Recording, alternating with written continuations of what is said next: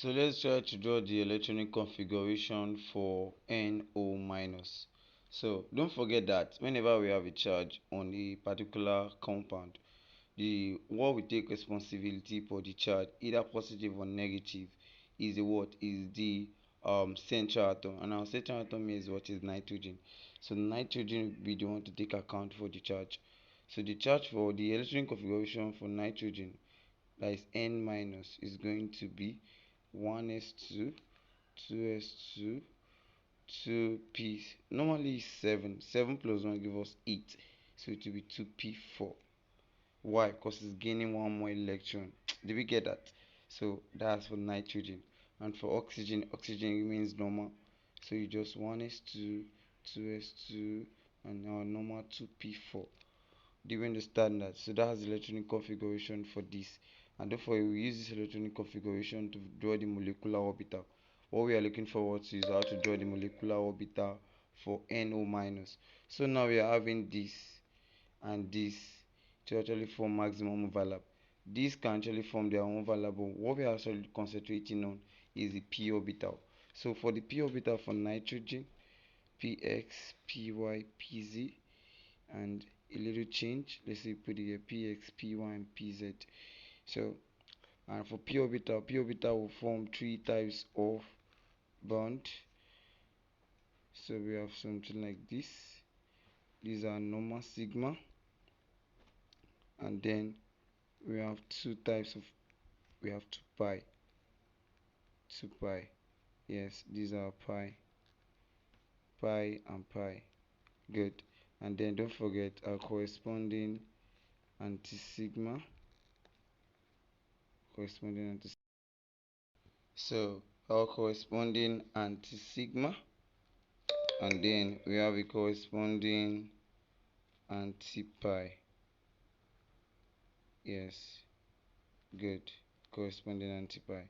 So do we get that? Now, how many electrons do we have on the p orbital? So we have 4 electrons on the p orbital. So we have 1, 2, 3, and 4.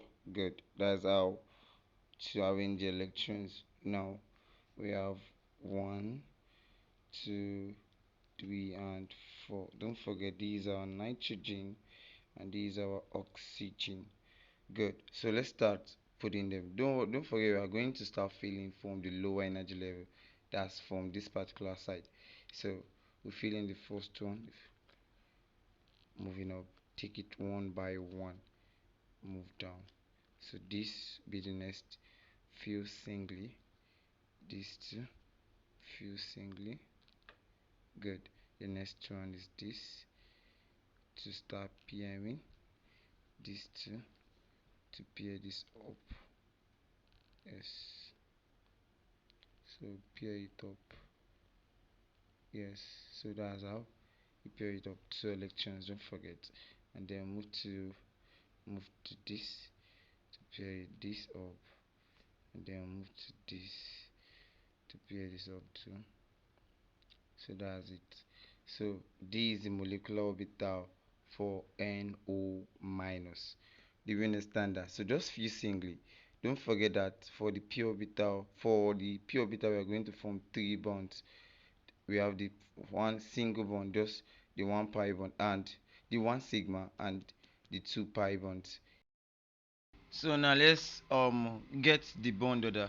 So don't forget how we got this. This is just our just 2s, 2s, 2s.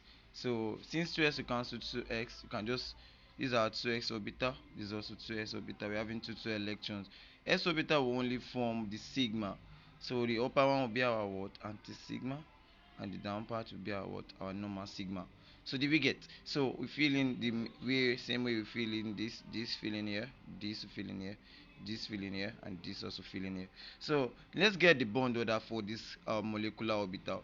So how do we get the bond order? Bond order is bonding electrons minus the anti-bonding.